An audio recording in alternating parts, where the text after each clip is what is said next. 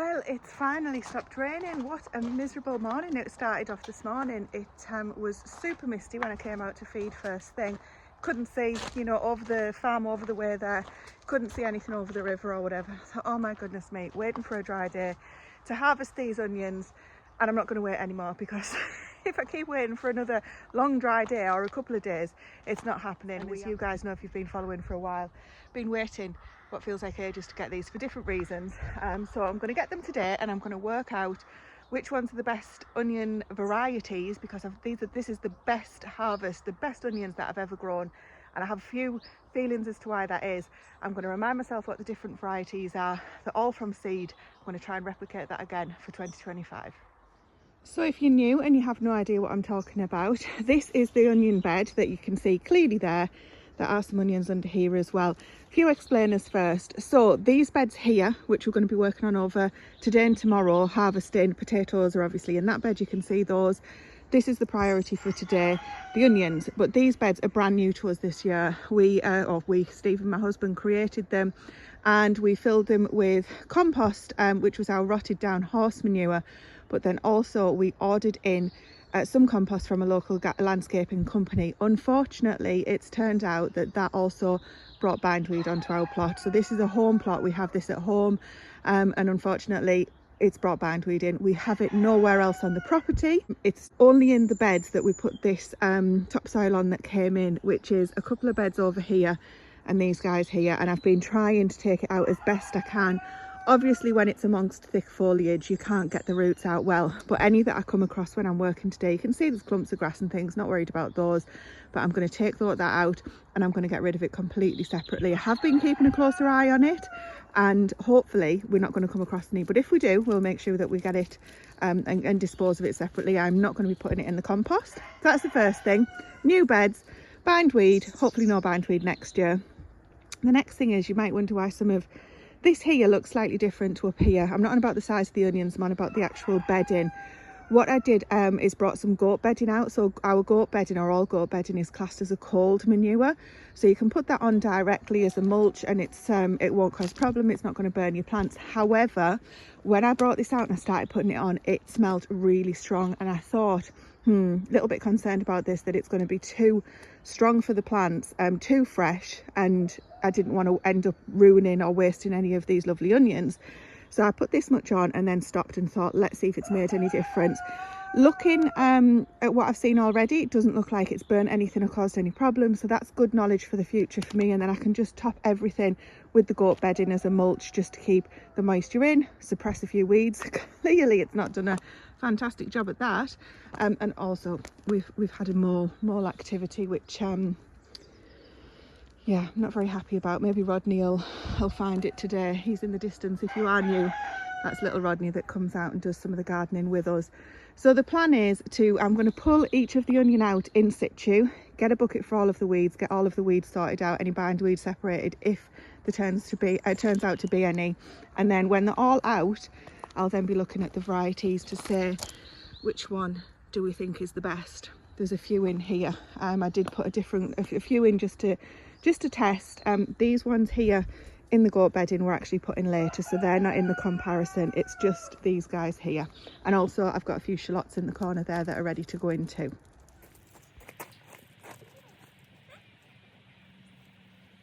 Well, I'm absolutely chuffed to bits with these. I've just been doing a little bit of research to remind myself about the different varieties so that I can talk it through with you. We've got a couple in here I'm going to show you, and then we'll get one of the biggest ones and weigh them.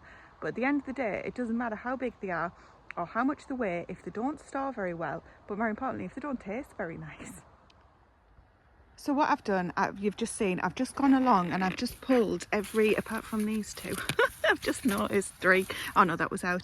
I've just pulled them all out and just laid them in situ where they were so that we can see the tags for the varieties. Now, if we start down this end here that had the goat bedding on it, these are all of the Ailsa Craig variety. They were sown on the 13th of January. I'm actually pleased with these. They are a good size, you can see compared to my hand. I haven't got small hands. There's some really good size and there's some reasonable size, which I would say these are kind of the size that you would generally pick up in a multi-pack from the supermarket. I would say these are more of the size, you know, when you get the just the 3 in like a little brown, well, we certainly do here in our supermarkets, just a little brown bag of netting or whatever. That's generally more that size. These, and a little bit smaller, are the size that you would pick up in more of the multi, where you maybe get 10 in a bag or whatever. So Ailsa Craig are a pretty standard variety, sown on the 13th, that I believe store well, and very pleased with how they've turned out. So that's up to here. Now these absolute monsters, I mean this one here, I think it was, I should say actually as well, before I go any further, these were all very shallow rooted, apart from some of these slightly bigger ones, which I'll get to in a sec. I tend to find here we do get really shallow rooted onions. Not sure why, they were in the other beds as well, but the bigger ones that I'm looking at now have got more roots on, maybe not as many as I'd expect. There's another one in the distance there above my thumb that's got even more roots on, but it's, you know, the ones that are going to get this big naturally are going to be a lot bigger, have a lot more roots to them. I mean, the size of that is just unbelievable. I'm chuffed to bits with those. But like I say, if they don't taste very good and they don't store, then it's pointless. So this variety is called Exhibition. You won't be surprised to hear. They were also sown on the same date as the Ailsa Craig, and have got to this size. Now there were some that were growing right next to each other. I can't see them off the top of my head at the minute, that you would class as kind of multi-sown in those terms. They have still done, that's them there, they've still got to a really big size. Obviously the ones with a little bit more space have got to an even bigger size. I'll get some of the biggest ones. I think it might be that one over there. And like I say, we'll get them weighed just for fun, if nothing else.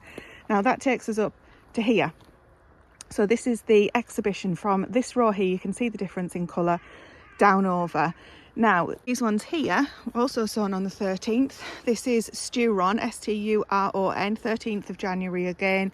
They haven't done as well. They maybe should have been taken out a little bit earlier, so they've got to a decent size, which I'm pleased about, but they're definitely not looking as happy on the outside. They might be totally fine underneath. So I would probably put these in 3rd place in terms of if we were going to do Exhibition, Ailsa Craig, and then the Sturon. Now if we just go around the other side, I had another tag which threw me, because it's the name of some peas, and I'm like, why have I put this in here? So apparently I sowed some Kelvedon, how do you say that, wonder peas, on the 7th of October, and I'm not sure why I've got that tag in here, because none of these are clearly not peas. So we've got those 3 different varieties, Sturon, Exhibition and Ailsa Craig. And we'll also weigh the biggest one that I can find from each variety, and then I'm going to leave these to dry in the driest place I can find. That might be the barn at the moment, or over in our outdoor kitchen space, and let them dry out, because these guys are definitely going to be strung up so that I can sit there and look at them and just be proud all winter long. Well, we're a few weeks later now, and the reason being is these guys have been curing. I have had the Ailsa Craigs and the Sturon curing in the greenhouse. That was a bit of a test. That has worked fantastically. I just used some old shelves that we had, the collapsible shelves, and put them in there to cure. They've been absolutely brilliant. I've just brought them over because we're going to do the final count and test.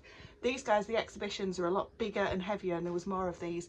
So these came into our stores area, and they haven't dried as quickly in here because obviously it doesn't get as warm as it has done in the greenhouse.